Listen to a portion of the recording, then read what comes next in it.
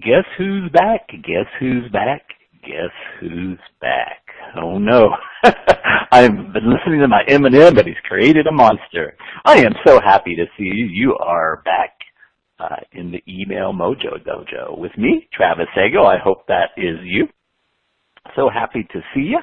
And let's go ahead and rock and roll right into a little bit of housekeeping. I got good news on the housekeeping. I forgot to mention to you last time that I am including 2 bonus modules or 2 bonus weeks, I guess would be a better way to say it, or maybe modules is a better way to say it, in the Email Mojo online course for you. It may or may not include Q&A for those 2 weeks. What I try to do is get with you guys one-on-one a little bit, anybody that wants it, get with you one-on-one a little bit, and kind of preclude the Q&A the last couple of weeks. But I just kind of gauge where everybody's at, and if we need it, I'm happy to come in and do Q&A. But I forgot to mention that last time, so you get 2 bonus modules and slant weeks, depending on which way we do it, for you coming at you, just a little extra bonus for you. So right now you are not able to speak. I've got a gag in your in your microphone, and it's kind of supposed to be that way for right now. At the end of the little Mojo Fuel up here, we'll roll into Q&A, brainstorming, work on your stuff or subject lines, or if you need help with positioning an offer or a metaphor or anything like that, we are totally down for that. So last little bit of housekeeping. I posted a file in the Email Mojo group. It's our Nurture and Pick example. If you want to open that up, print it out, that would be really, really awesome for today. You won't understand it all when you look at it right now, but we're going to use it as a little bit of an example for you guys. I know some folks have been wanting an example as well, and I kind of delay giving you a lot of examples before you're ready because, one, I want you to write in your own style, and 2, people tend to use the templates and just kind of copy and paste, and that really doesn't work. It's like trying to copy and paste your way from a coffee date into marriage or having somebody have your babies, all using templates, and it doesn't work out so well. So that's why I avoid just like dumping a ton of examples on you at the beginning. But don't worry though, by the end of this, you guys will have so many examples and files and everything that you can go back to and use on your own. So also had a few people reaching out with some great success stories already. A couple of sales in the $1,000 range, some other a dozen or so sales in the smaller range. I had one of the email I think you posted there, doubled his Friday sale. He says Friday is normally a slow sales day, but just took from Module 1 what he was learning and doubled his Friday sale. So that's really, really awesome. I love that. And I'm so proud that people are jumping on the bike even though they might not feel like they have the balance yet, and it's a little bit scary, but they jumping on the bike and moving on down the road. It's going to be really, really helpful as we go down the road. If you haven't yet for any reason, look, I know most of us are fairly seasoned business people, so sometimes it's hard to fit this into your schedule, but I always say, show me a person's calendar and I'll show you his commitments or her commitments. Just put it on the calendar. Just put it on the calendar, find a spot, put it on the calendar. It really is kind of a fun process once you get going. And the more you do it, the more fun it gets. So let's roll. Let's do a little recap of the last module. As if you remember, we went over the circle of money, right? Had you draw out the circle of money, I would keep that posted if you have it, and keep it close by. It's kind of our course outline, but it's also the circle of money, right? We want to go through and complete this circle so our money grows and grows and grows. Let's just do a quick recap. At the 12 o'clock position is problems. And then we go on to rapid bonding, which is what we're going to be talking about today, rapid bonding and nurture and pick.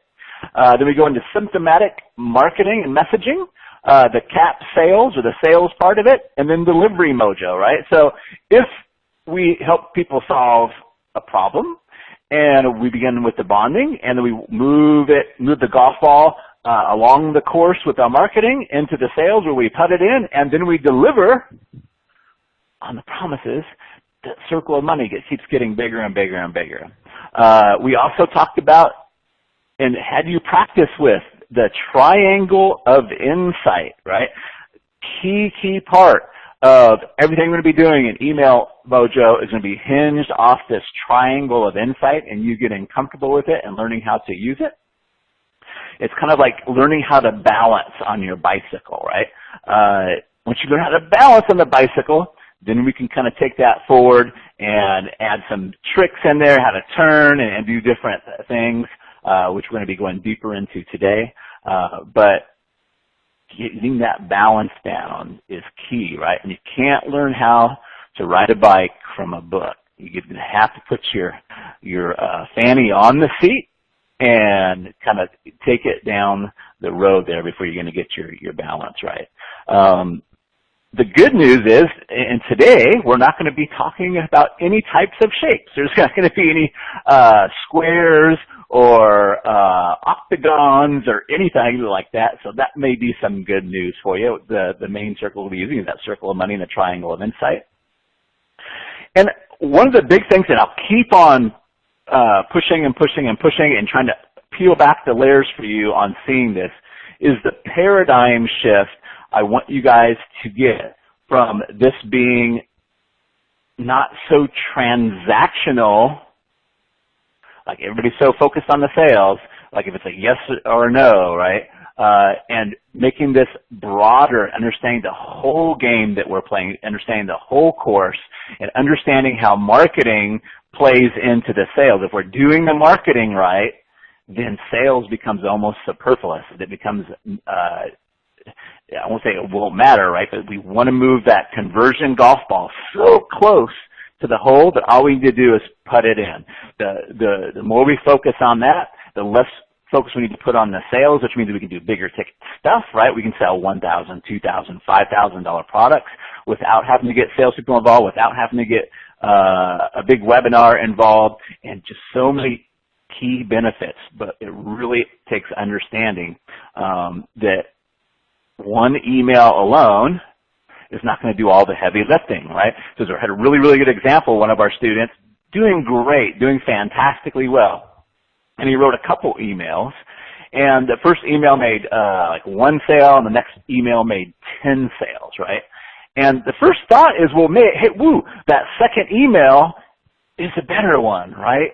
But without the first email, would the second one have sold 10, or would it have sold 5, or would it have sold 3, or would it have sold 4, right? It's like if you're dating a girl, and please, I hope, please forgive my gritty example, but gritty examples stand out. If you're dating a girl, let's say you're trying to get the home plate with her, right? You like the girl, but you were trying to get the home plate as well. And the first date, maybe you get to first base. Maybe I'm making this too graphic, but second date doesn't happen, third date it doesn't happen, fourth date it doesn't happen, but by the fifth date, you go back to your place. So you might think, oh, what is it that I did on that fifth date that converted her, right? If you can see me right now, I'm like making quotes, that converted her, right? It was a conversion on the fifth date, but that's not the way it works, right? It's probably a little bit something you did on the first date, something you did on the second date, kind of move that conversion golf ball a little bit, that's too graphic, closer, closer to the hole, but that ball, and maybe sometimes we went into the rough, and maybe sometimes we hit a sand trap, right, but we kind of come out of it. But to say that it was something that you did on that fifth date, and you should keep doing that, and if you do that to any girl, it's going to work on the fifth date, that's not going to be helpful, right? It's a big, big paradigm shift I want you to get. Jeannie, my wife, and I have been married 20 years, coming up in May. I've been together 22. So I have a lot of history with her, right? So I can say, hey, you look really nice in there. I want to bite the buttons off your blouse. And that may end up leading to the bedroom really quick, right? But if I do that to some stranger, if I was a single guy, if I did that to some stranger in a coffee shop, probably get me arrested, right?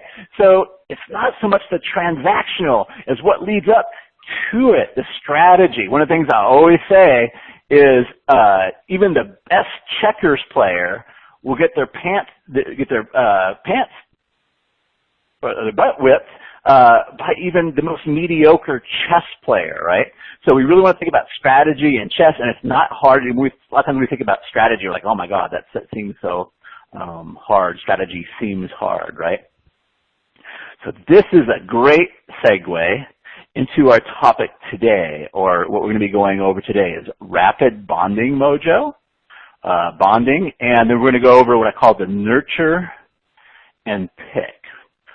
The nurture and pick, kind of the daily campaign or frequent campaign that we use. So where we're at in the circle of money is that little 2 o'clock position there. And that little 2 o'clock position is probably the most ignored or misunderstood area of the money making, right? Not understanding the bonding. So I come from the relationship space. I've studied relationships almost all my life. I'm weird, I know, but studied psychology and studying relationships and help people in the relationship with it. But applying it to our email marketing or marketing in general, again, this works across Facebook. It works across wherever you're at. This works great. I apply this on Facebook as well. If you look at my Facebook feeds, you'll see a lot of what we're talking about today, just even on my Facebook feed. So here's the cool part, and this is probably one of the easier modules to kind of get intellectually, and the homework's going to be pretty simple today. But here's the thing I really want you to understand about bonding is Mother Nature not only made it simple, but she made it irresistible. Bonding is simple and irresistible because Mother Nature made it that way, because it has to be that way. Not every baby is cute. I wasn't a cute baby, right? Moms have to bond with their uncute babies. And we have to bond as people. We have to bond with our brothers. We have to bond with our sisters. And bonding is a natural thing for humans to do. And there's a formula to it, or more of a conditions that you need for bonding. And we're going to cover those today. And then we'll talk about how to put those together in our nurture and picks. This doesn't have to be hard, okay? Here's another key thing I want you to understand about bonding and love in general. Here we go, the love, right? Is you can't actually create love or bonding. You can't, when I talk to women that I coach or write emails to, I say, it's like a flower, right? You can't go out there, put your hands on your hips, wave your finger at the flower, and say, grow, damn you, grow, right? You can't force love or bonding to grow or flowers to grow. But what you do is you give them the right conditions, the right environment, and the right nourishment, and they'll grow all on their own. So because we can't really see love or bonding, I want to use the gardening metaphor. I want to kind of go back to that flower and use gardening as a metaphor for this, especially as we get into nurture and pick. It's going to make a lot of sense. And I want you guys to memorize or just kind of think, every time you think about email marketing, you have a question, I want you to think about this metaphor of gardening and what we would do with a garden to get things to grow and how we would take care of it. Because this will answer a lot of the questions that we have about email marketing. How often should I go out there? What should I do? Am I going to hurt my garden if I pick off fruit, right? And so we're going to go deeper into this, but I just want you to imagine in your mind that you have this garden. It doesn't have to be big. You have this garden. And, of course, you can go anything out of the garden that you want to, which is going to be kind of like our offers, right? But I want you to imagine that for right now that a big section of your garden is orange trees. You have a little orange orchard there, right? You have a little orange orchard. They're already growing nicely. They're already fruit-bearing. And as you go out to the garden, there's certain things you have to do to take care of your fruit trees or your garden, right? So very often we get too focused on the fruit of the tree. Like, oh, how can I get more fruit? How can I get this fruit? And we forget about the root of the tree, the root of the garden, right? So how do we nourish it? How do we take care of it? How do we present the right conditions? Because if we focus on the root, we'll never have to worry about the fruit. Very often what folks will do is they'll either worry too much about picking the fruit. Oh, I'm out there, I'm going to exhaust my list, or I'm going to blow up my list if I go out. The fruit trees don't care. If the fruit is right, they don't care if you pick the fruit. Matter of fact, they want you to pick the fruit. If you don't pick the fruit, what happens? The fruit falls to the ground and it begins to rot. Or your neighbor sees your ripe fruit and he comes over and takes it from you. So if you're ripening all the fruit on your vine and your competition's going to be out there selling them, right? Likewise, we also don't want to come out there on the other end of that extreme is we come out there with a chainsaw and start cutting branches off of the tree or cutting, it's like, oh, screw it, I'm just going to get all the fruit now. I'm just going to chop down the tree, right? And then we're going to haul that off, right? That's not playing chess either. Because, yeah, we might make a big haul, we might get all that fruit at the time, but we're not going to have anything to go back to.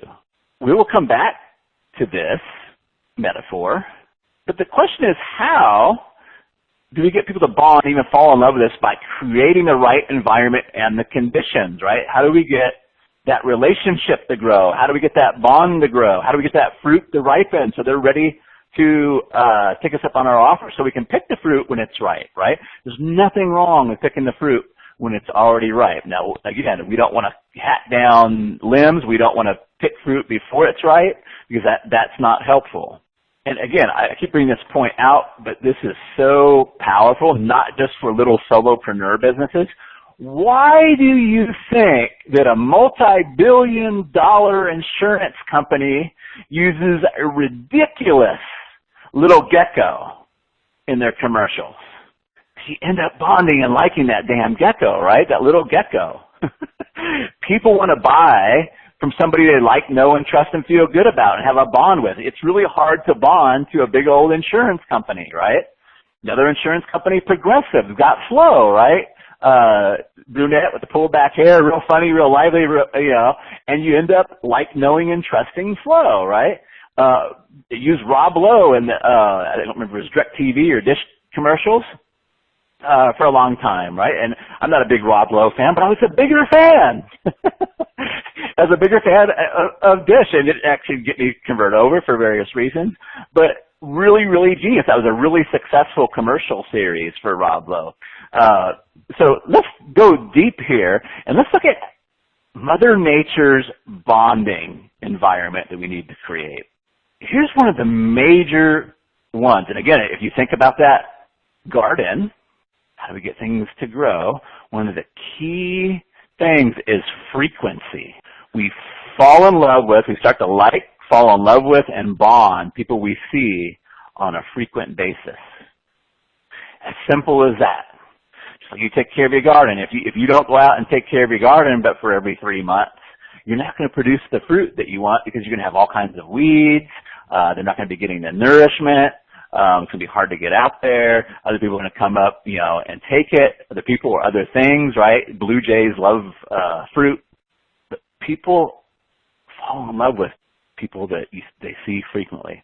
Why do you think there's so many office romances? Why do so many people fall in love at the office? Because it's like two strangers out of nowhere end up coming to work every day, seeing each other every day.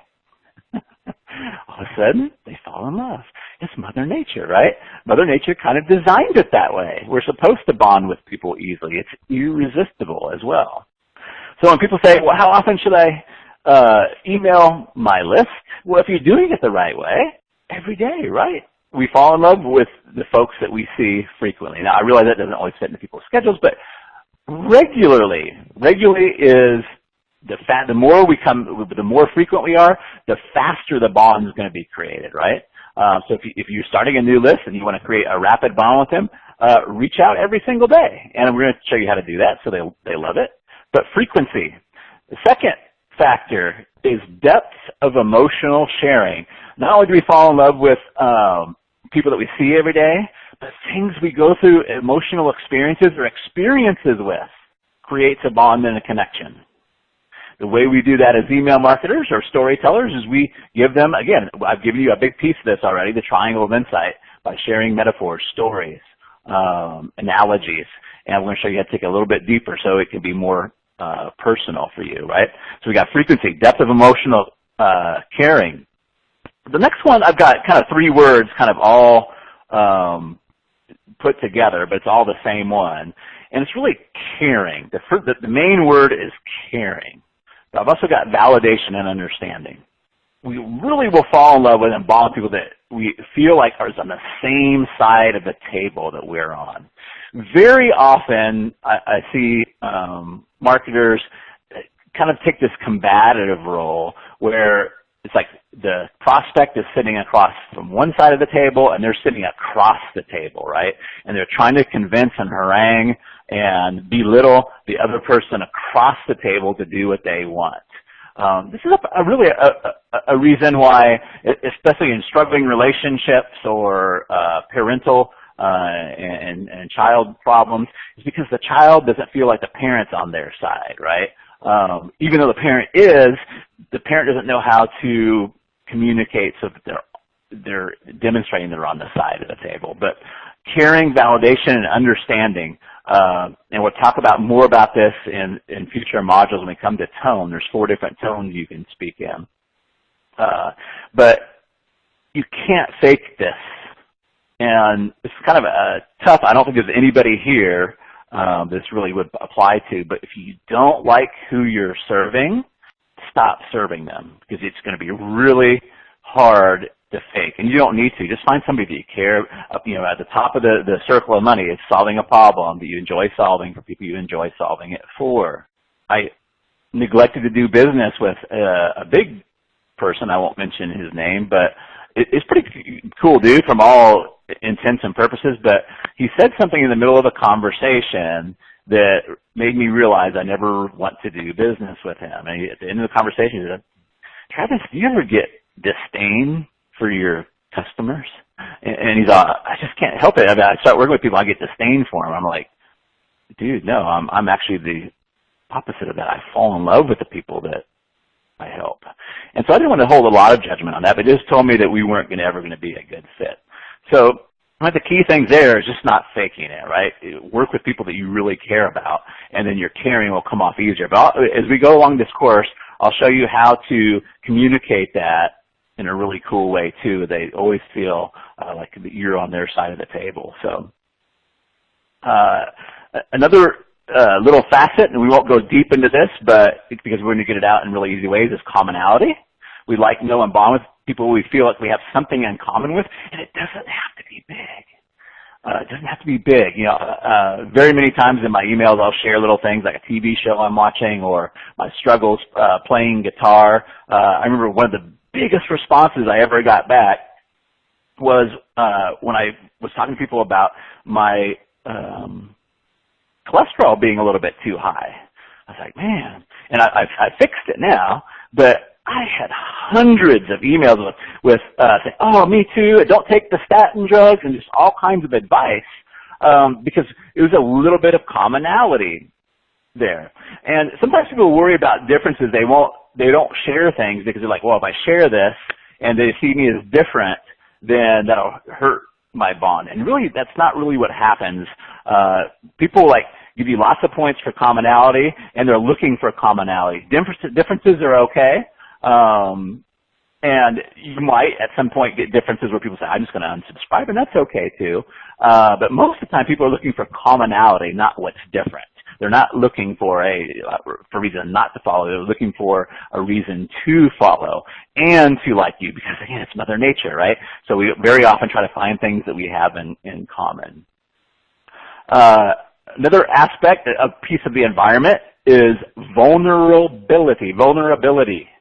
Show that you're human. Doesn't mean you have to show you're weak. Doesn't mean you have to always say, "Oh, I'm always struggling all the time." But you can show your vulnerability. This has been scientifically proven, even in software, right? If you remember the old Firefox, I don't know if it does it anymore. I don't use Firefox. I use mostly Chrome.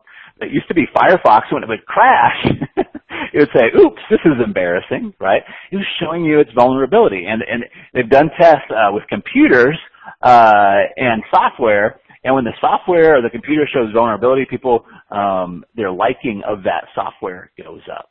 Pretty interesting stuff, right? And the last one I want to talk about, because we're really going to get this dialed in, and it's one that it's kind of in the reality aspect. We kind of see it, but we don't really look at it as being important to the relationship, but it's value. We kind of stay in relationships or like, know, and trust people that give us some type of value. Now, here's where marketers and internet marketers and all kinds of marketers get it wrong. They believe that the way to give value is to give voluminous amounts of content.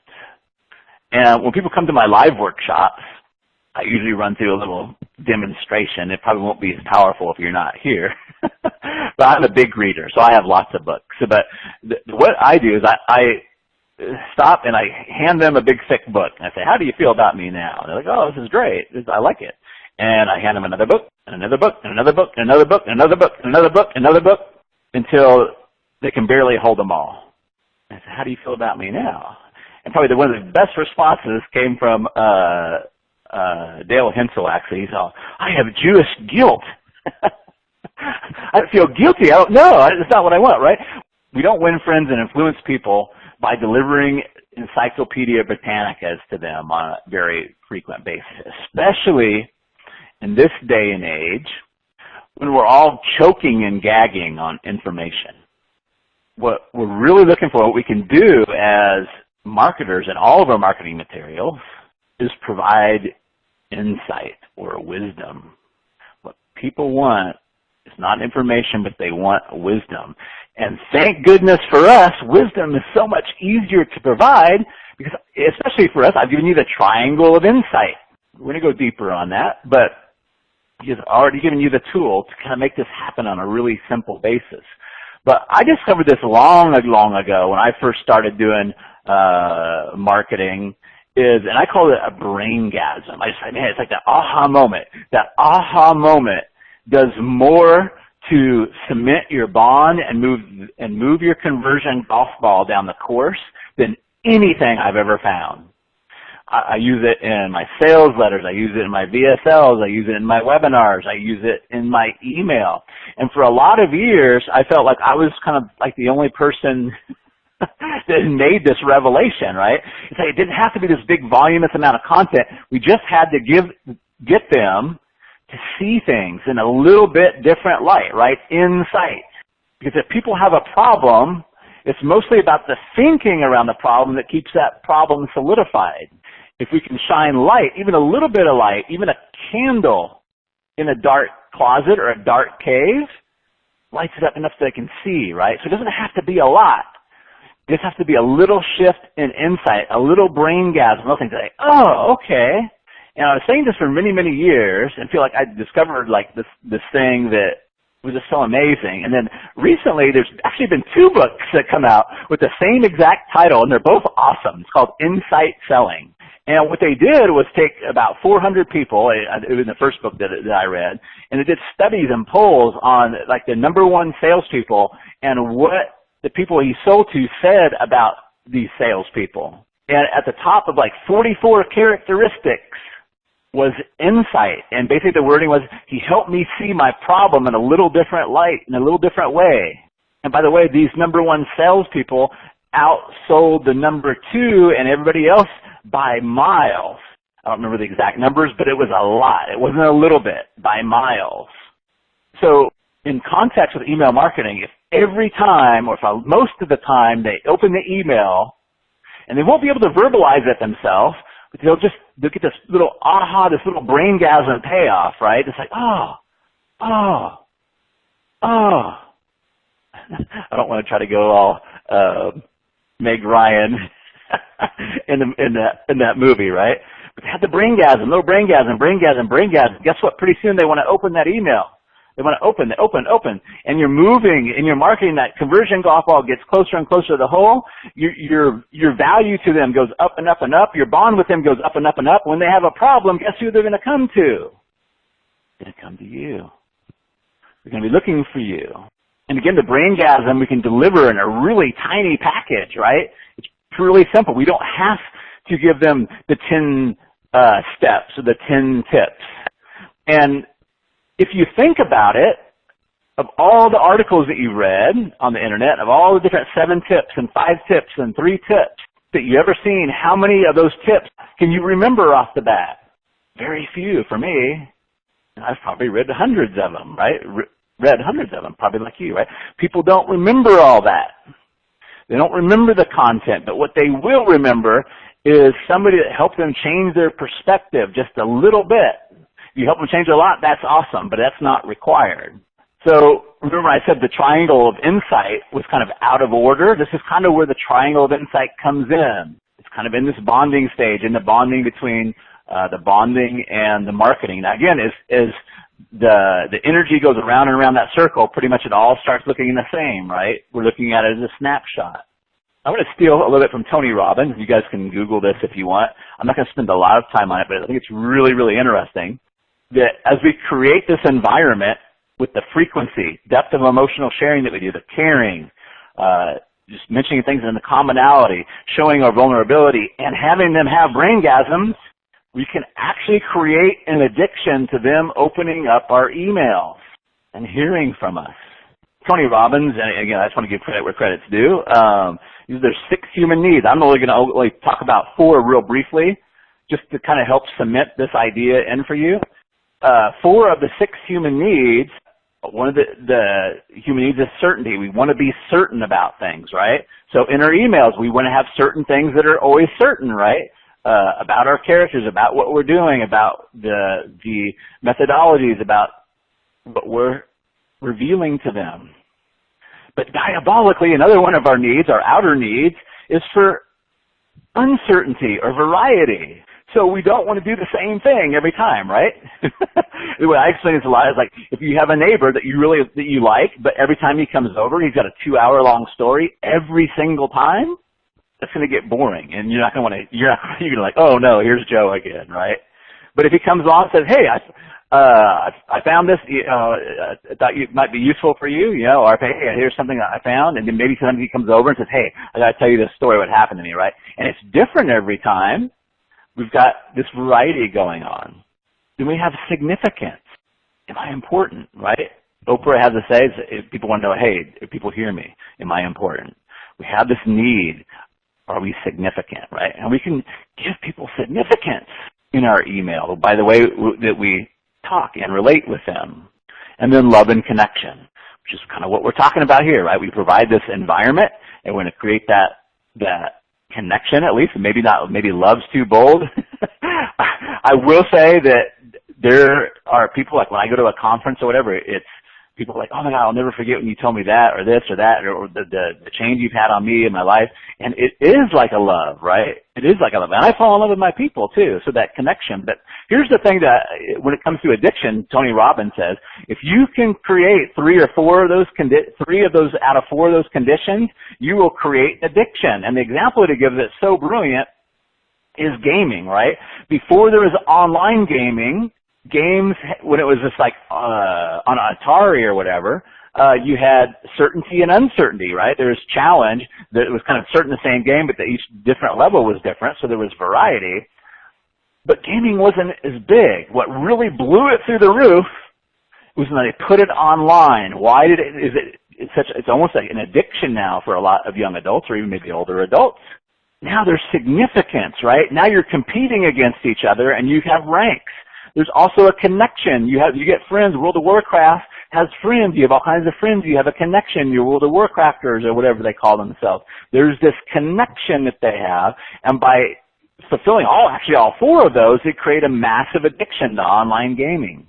Cool. Are you guys? I'm pausing just so this can kind of like sink in. This is kind of like, it really is like the missing piece for a lot of people, a lot of marketers, how they handle this and kind of create these when they go out and do the nurturing. It's just like gardening, right? You go out, maybe today there's no weeds to pull, right? You water a little bit, you fertilize a little bit, you look for the fruit that's ripe, and you can pick that off. That's awesome. But you come out there, and it's this synergistic thing, right? You go take care of the trees and the roots. They provide you with fruit and vegetables, and you don't worry about picking the fruit, right? It's not like making a sale or asking somebody to buy something hurts the relationship. Only if you do it in a way before it's ripe, or you're cutting down limbs, or you're chopping down the tree. So I want to take this nurture and pick a little bit further. And by the way, we call it NAP. So let's just say NAP, and put this in context of money and marketing and such. In my experience, most of my money and my clients' money, when they're following NAP, is made on the nurture and pick, not on the harvesting campaigns. And what do I mean by that? So as you're going out, let's take a nice spring day, and you're going out, you're watering your fruit trees, you picked a big bag of oranges right there already, but you're going to look up in the tree and you say, wow, there's a lot of fruit up there that I can't get to on my nurturing and picking.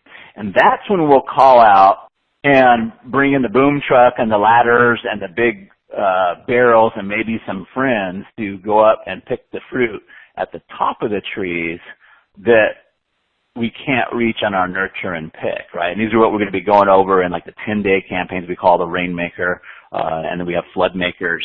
And I talk about that a lot in my marketing because it's more exciting. It's more exciting to think about the six-figure, high five-figure or six-figure paydays we can make in a 10-day or 14-day sequence. But now that you're a client, now that you're kind of under my protection, what I really want to get across to you guys is that most of the money is made in the nurture and pick. So just to use regular old math, like say we average 2 sales a day. Let's say the bigger ticket thing. It doesn't matter really the ticket. I'm just using this as an example. Let's say we average 2 sales a day. For some people that might be 20 sales a day. But let's say we average 2 sales a day, and let's say it's just $1,000 sale. Let's keep it real simple. So we average $2,000 a day on our nurture and picks. $60,000 a month. Kind of day in, day out. You know, some days might be goose eggs, some days maybe 3 or 4 sales, right? But on average, on our nurture and pick, we're doing 2 sales a day. Now, maybe once a quarter, we run a harvesting campaign where we might pull out 50 or 100 sales all at one go, right? But when you look at the numbers, so if we did it once a quarter, that's 3 months. So 90 days times 2, our nurture and picks is 180 grand. That would be our nurture and pick. And then we can have a harvesting campaign, right, to get that fruit at the top of the tree, which is really exciting, right? But if we make 50 or 100 sales, we're going to make $50,000 or $100,000, right? So we're still making a lot more money in the nurture and pick. And I'm not saying $50,000 or $100,000 is anything to sneeze at. But we can add those together, right, and have all of that. But what people have a tendency to forget or not think about is that the real money is made in the nurture and the picking, in the daily or the regular getting out in the garden and doing the picking. Get really, really excited about those big paydays. And I do too, don't get me wrong. And I focus that on my marketing because it's the more exciting of the two, right? But what I want you to see is that in 15, 30 minutes a day, you can be writing these nurture and pick emails. And again, depending on your dollar amount that you're doing and the size of your list, can be just like a regular, consistent sales. Typically, for my clients and myself, there's different ways we can go about this. We typically don't have 30 different offers or 36 different offers, right? Most of my clients and myself, we have somewhere between 1 and 10 offers. Really a lot closer to the 1, right? 1 to 5 offers, right? So you might have a couple of big ticket offers. You might have some continuity offers. But there's really not a need to keep creating or finding many, many, many offers, right? Because what we're doing when we do that is we're looking for golf balls that are close to the hole. So we just keep changing course, right? We're kind of going out there and just like Okay, so we're going to go pick all the fruit off the orange tree. Now we're going to go pick all the fruit off the bell pepper tree, off the bell pepper plants. Now we're going to go pick all the corn, right? And then we feel like, oh, as soon as the oranges are all picked, we're done, right? We're not looking at how can we grow and nurture this? How can we nurture this and realize that we have a lot more conversions that can happen? It's just people aren't ready yet. The fruit is not ripe yet. But if we keep on going and nurturing, giving them different angles, which is going to be the focus of the next module. I'll show you so many different angles that you can come up with that you never, even if you're selling one offer, there's literally 1,000 different ways you can position and nurture and pick. Because how I convert 15, 20, 25%, even 30% of my entire lists on the products. It's in that power of that nurture and pick. So at this point, I want to talk about, it's harder for that using an example right off the top of the bat, but people get confused on the different sales mechanisms that we use. It's like, okay, should I send to a VSL? Should I send to a webinar? In your nurture and pick, if you're doing your nurture and pick correctly, if you're following the bonding principles, you're using the triangle of insight, and again, we haven't covered this in the next module, but you're coming up with the different angles, you can literally sell $1,000 to $5,000 offers on a daily basis using nothing more than an order form. If they've seen the offer dozens of times, there's no reason to send them to a VSL or a webinar. Now, sometimes you might, and again, I'm not against any of those things, but we want to ask, where is the conversion golf ball, right? Where are they at? Where's the conversion golf ball at? Sometimes, especially like in my relationship advice business where I sell a lot of lower ticket products, the VSL or the sales letter, if you have that, that's awesome. You can do that. That's totally cool. But you want to realize that the VSL and the sales letter is doing most of the drive, right? All you have to do, if you go back, I know I'm mixing metaphors here, but some are better than others. But if you're at the golf course, and somebody's going to drive the ball the rest of the way for you, you just want to get the ball in the center of the fairway. What you don't want to do is you don't want your email sending you the ball over to the rough or sending it into a trap, right? And as we look at this next example that we're going to talk about today, that'll become more clear. But if the VSL is doing most of the driving, most of the lifting, most of the ripening of the fruit, then we don't want to overdo it on the email side. So it depends on, what I'm always asking is like, where is the conversion golf ball? Where are they at in the buying cycle? Are they aware of the problem? Have they seen the solution? Have we talked about the solution, right? So if you're doing something new, then you'll want to have some more heavy lifting going on if you want to make sales, if you want to get the right fruit that's already there. Here's a big kind of like shortcut to figuring out, and it doesn't always work, but it's a good, like a finger into the wind, right? Kind of figuring out where the conversion golf ball is. Do they know the price of the product, right? So if they're aware or they know the price of the product, that kind of gives you a gauge, right, of where they're at on the conversion path. So to give you an example, I'll just use an example at the top of my head here. I moved the pricing, the investment of most of my products to the beginning of the conversation, not the end, just for this very reason. But like my Mojo Mastermind, next year will be priced at $42,000. I don't hide that. I don't make it a secret. And so if I'm doing a process, or just say, let me now, I'm going to invite you guys to the Mojo Mastermind. But if I was to wait till we had that conversation or made the invite, that $42,000 is going to be like, hit that scale really, really hard at the end, right?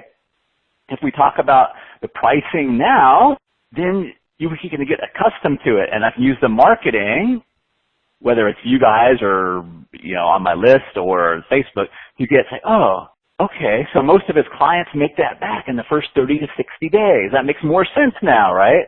Oh, I'm going to get this. I'm going to get that out of it. Here's how my life's going to change. And maybe that was too extreme of an example, right? But if you're like your base product, one of your core offers is $2,000, you want to get them accustomed to that $2,000 if you're going for the long game, right? We have a tendency to want to do it the other way. Let's not ever mention a price until they get ready to buy. And then we get mad at them for saying, oh, I got to think about it. But here's what happens psychologically, right?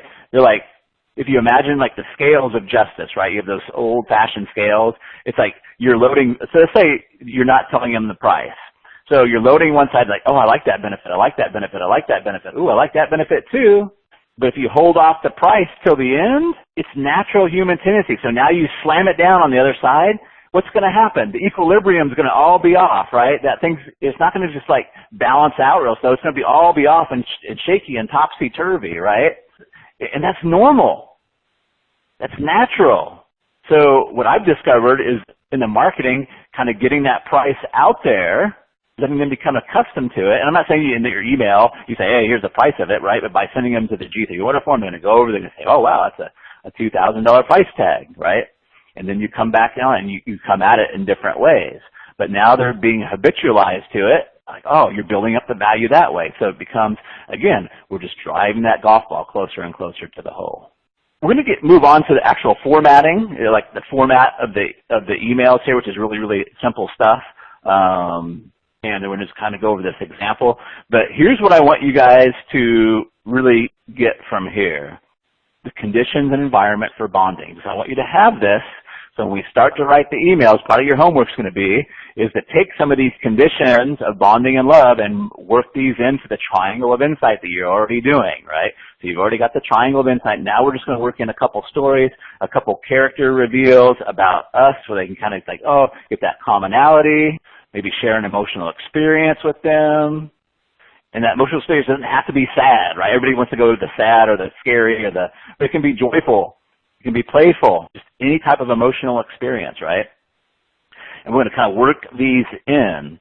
But if you will pull up the handout, I guess we'll just call it a handout, it kind of cheapens it a little bit, but if you pull up the handout, if you came late inside of the Facebook group, there's a file I posted there. It's the handout, the Nurture and Pick handout. And I just want to cover some simple formatting stuff with you here first before we actually go into the example. If you'll notice, the way you see this, with the exception of the highlight, is the way that it comes out. There's no newsletter formatting. I've tried this over and over and tested it over and over many times, and I work with clients, and they always like, oh, you got to have the pretty newsletter formatting it. Almost every single time, actually I can't think of a time it didn't, that we pull off the newsletter formatting, we get an increase in conversions because the newsletter formatting takes away from it's a person writing to another person. So I highly recommend pulling off any kind of newsletter formatting on there. We typically send out our emails in HTML, but they look like plain text. So we send them out in HTML, but they look like plain text. Also, what we need to be aware of, I see this mistake a lot, it's a simple mistake to fix, is that Gmail and Yahoo and Hotmail, all these services have a preview line now. So not only do you get the subject line, but there's that first line that's a preview line. So when we write email, the Email Mojo way, we take advantage of that preview line, like a second headline. And some of these newsletter formats and some of the email service providers actually say, hey, if you're not viewing this email correctly, click here. We don't want that. That's taking away some valuable real estate. You'll also notice after the preview line, I start out with my announcement. I always announce myself. And I've had people say, that's weird. But it's really not weird. Like if you call somebody on the phone, you say, hey, this is John. Or if you're calling somebody, you know, if I'm calling Lee, I say, Lee, this is Travis Sago. Hey, Travis, what's going on, right? So I want them to imagine all the good experiences we've had and that T-Dub's back or Travis is back. Here he is, right? So I might say, hey, Travis here, or Travis stopping by, Travis dropping by real quick, Travis stopping in. But I want it to be like, wow, he's really with me, talking to just me, and to kind of imagine all those good experiences that I have. That's why I put in the T-Dub here, or Travis here, or just announce myself. It also helps, you know, if you haven't mailed in a while, it kind of helps them remember who it is. Like if they don't remember who you are, and if you haven't mailed in a while, then they have to read all the way through to get down to the salutation, and they're hitting the spam button or doing something like that. So it's another side benefit.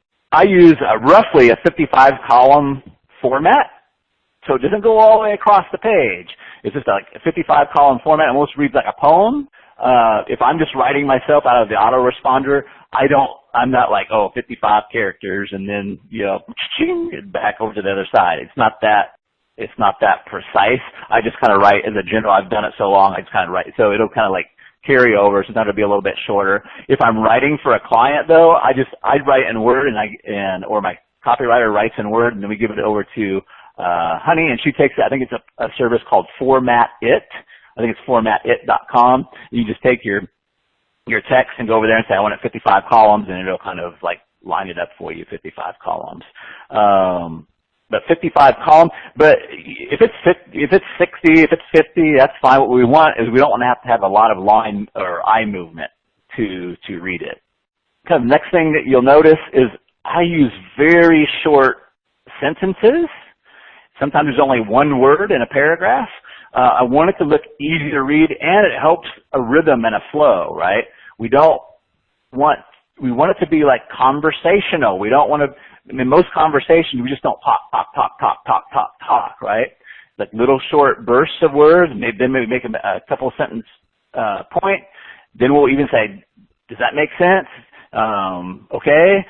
We kind of ask them questions, how great would that be? How wonderful would that be, right? We want to get their head bobbing, right? Make it like a conversation. So you'll notice that there's lots of white space there. And the last thing I want to talk about on formatting is the sign-off. I don't have a big dog in this fight, but I found that it works really, really well for me and my clients to come up with a salutation that basically says, I'm on your side.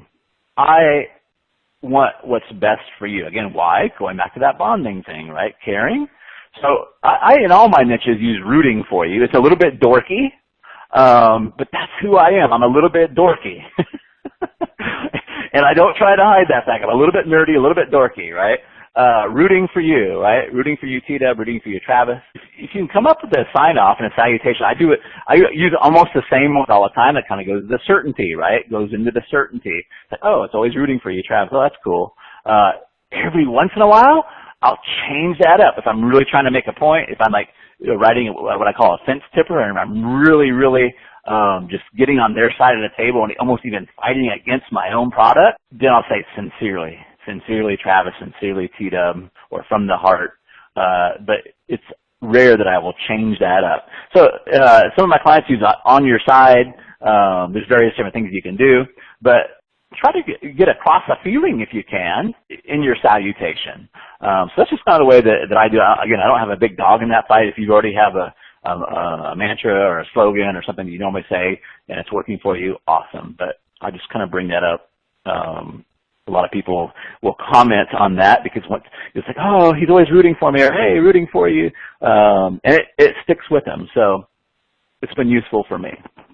What I want to do, and I'm not going to read every single word, but I just kind of want to use the example, the handout. It's just kind of like the cement, to kind of cement in this lesson and to lead you into the homework.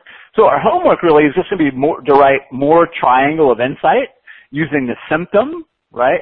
And the next module, we're going to give you some more tools to work with, some more things to write about.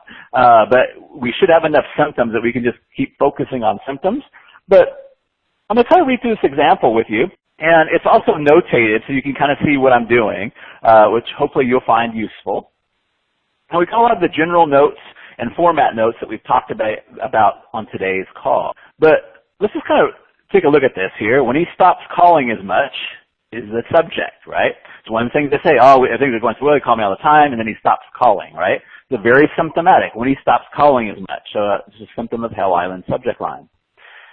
And then my very next line, this is the preview line before I even introduce myself, is he losing interest? Question mark.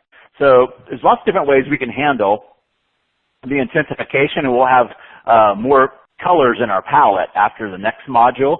But basically this one I just intensify help. I'm be careful that I don't, that I'm not coming across as confrontational or unempathetic or unfeeling, right?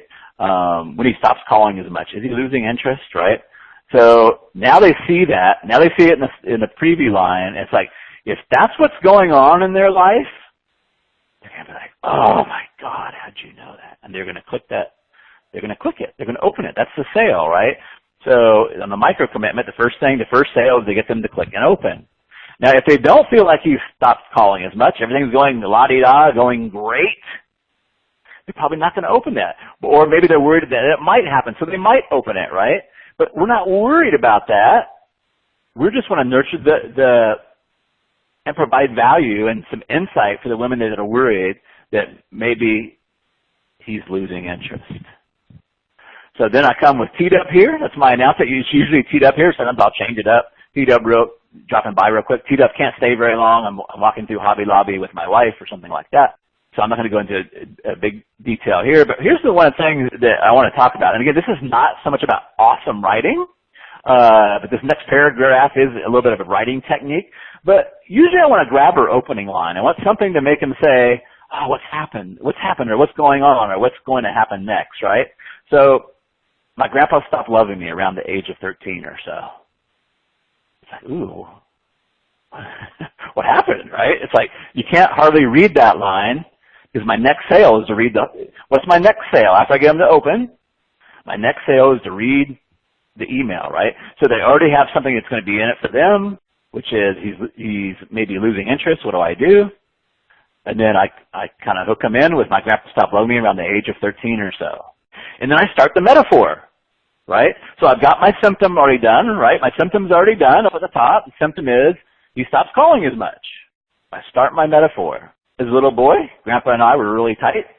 At that age, I was already freckle-faced and all knees and elbows, but by the time I started getting acne, we barely spoke. Now, you see, I'm breaking all that up, right? But by the time I started getting acne, we barely spoke. It's not all in one paragraph. That could have been all in one paragraph. I'm breaking it all up. And I'd say, was it something I did? I remember asking myself, skipping stones in the canal that ran alongside our neighborhood. So I'm doing a lot of character reveal right now, right? It's like, oh, he had a canal, it's a neighborhood. That sounded kind of like my neighborhood. You know, maybe it didn't, but if they did, oh, yeah, you must live in a rural area, right? Not rural, but kind of suburban area. But I'm also going along psychologically with some of the things that they maybe think, oh, I remember back when we were first dating, things were so great. Things were so good before. I'd spend summers over at my grandparents' house, and every day after work, he'd pitch me baseballs in the driveway. That was totally true. It's like one of my favorite memories of my grandpa and my childhood. We bought a lot of baseballs, too, because I'd hit them over the fence in the yard, and because there was two big, mean Dobermans that lived there, those balls were gone forever. There's two big old Dobermans over there, and we just never, it's like every time you'd like even peek over, like, rah, rah, rah. Grandpa would smile and pat me on the back every time I belted the ball. I could feel how proud he was. As I grew up, though, Grandpa stopped paying as much attention to me. He stopped pitching balls to me. So again, I'm not saying it, but it's kind of thing. They maybe go on with their date, right? He used to call me all the time. We'd stay up till midnight chatting on Facebook. He stopped pitching balls to me, and I felt like sometimes he was trying to avoid me somehow. What made it even harder for me to understand was he still paid a lot of attention to my younger brothers and sisters, but not me, not so much anymore. I really thought I'd done something wrong. I kind of felt like maybe there was something wrong with me. I felt that way until I was in my mid-20s. In my 20s, I had a huge revelation. Now here starts the braingasm. Because I was older, because I watched my brothers and sisters, as well as my cousins get older, I saw something one day I'd never considered. I'd never done anything wrong. There was nothing wrong with me. Grandpa was just better with younger kids who didn't know how to connect with older kids. And I kind of bolded that and spelled it out. I don't always do that, right? It was a holy crap moment for me. Now, I kind of made some notation. Unless I get really, really excited, this is for T-Dub or me. By the way, T-Dub is exactly me. I just give a pin name for various reasons I'll tell you about sometime. But everything in T-Dub's life is my life.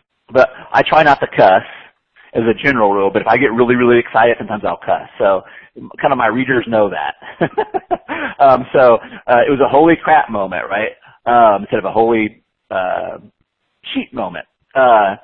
It was about my grandpa, not me. That day, not only did my relationship with my grandpa change because I no longer felt like he didn't like me, but my relationship with myself changed that day too. Does that make sense? One nod their head. So here's the thing, and here's the reason I was saying all weird. I was just trying to lighten up the mood. It got kind of heavy there, right? So I want to lighten up the mood a little bit. If he seems bored or seems to start losing interest, it's likely not you, okay? Another head nod. In fact, most of the time, you'll see it has very little to do with you and everything to do with him and understanding how men connect and what to do when they have trouble. And here's my link. This may be a holy crap moment for you. And then I swing the pendulum back. If you didn't listen to the pre-class bonus that I gave you, I would highly recommend listening to it. It's made me a lot of money, not only in my copy, but in my sales. But I swing the pendulum back. If you've got just a few minutes and an open mind, you'll find out how to get them to call you more often, do sweet little things for you, and maybe even pull out your chair without having to change yourself or try to be someone you're not.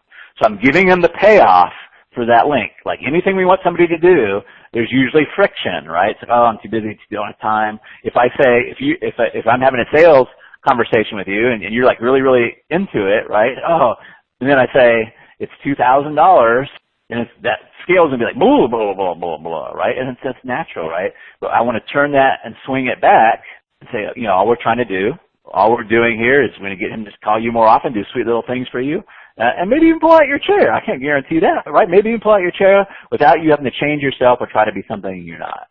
Now, what you might notice in this is because this is a nurture and pick, where most of the golf balls going to be driven down the course with a VSL or a sales letter. All I want to do is get them in the open frame of mind. Here's the problem that we're going to solve. Here's how your life's going to be different if you click on this link and watch this video or go to this sales letter. Notice that I never mentioned a product there. In a lot of my emails, I never mention a product name, nurture and pick. Now, if this is a $2,000 offer or a $500 offer and I'm sending into an order form, then, I'll give you some other examples of this too, but I don't want to overload you with examples, then I might do some offer positioning. I might say, that's why I've put together this program, right? And I'll do positioning on it, right? And I'll sell it a little bit more, and then I'll send them over to the order page. This is a classic nurture and pick example there. And don't feel like you have to get every little single nuance right with it. Again, it's like if you say one little thing on a date, doesn't mean you're screwed forever. The key important things is to kind of follow the relationship principles, be on their side, follow the triangle of insight, and the biggest part of the triangle of insight is the insight. It's having them have a little braingasm. Sometimes I'll just leave out everything. I'll just come up and I'll have a really short email that gives them a little bit of insight, and I'll give you those type of examples too.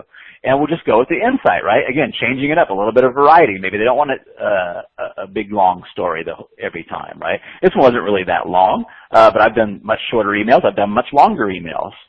Hopefully that's making some sense to you. Focus on the key element that you want to have in almost all of your emails is the braingasm. Are you giving them insight?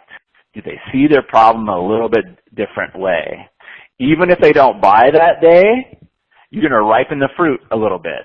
You're going to ripen that fruit a little bit more and a little bit more. But if you keep ripening the fruit, every time when you go out and do your nurture pick, there's going to be ripe fruit to pick, right? It's beautiful. It really, really is beautiful. So we're about ready to roll into the Q&A. We're doing pretty good on time here, but there's one thing I forgot to mention. I see this all the time. I really, really want to mention this. Sometimes when we start writing about emotional experiences, we write about them at the wrong time. You don't have to write about things as you're going through them. If you don't have a lesson and what it means right now, don't share it with them. And kind of the gross example that I make, so it'll stick with you, is people don't want to hear about your bowel movements. Your real bowel movements are in life. Like if you're going through a tough time, if you're going through a divorce, people don't want to hear about that at that time. Wait until you get through it and have your own wisdom about it before you share it. So I'm not saying to be a dramatic Debbie.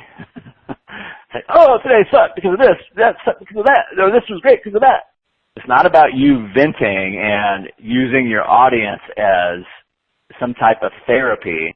It's about you giving wisdom and insight to your audience. At the same time, being open and vulnerable and caring and sharing some emotional experiences. Again, you don't have to don't get sad all the time. Don't make them all cry all the time. You can share great emotional experiences, right? I've shared great Halloweens where Dad used to chase us around the house, and it was just so much fun. You can share great experiences. What you want them to have is those experiences, right?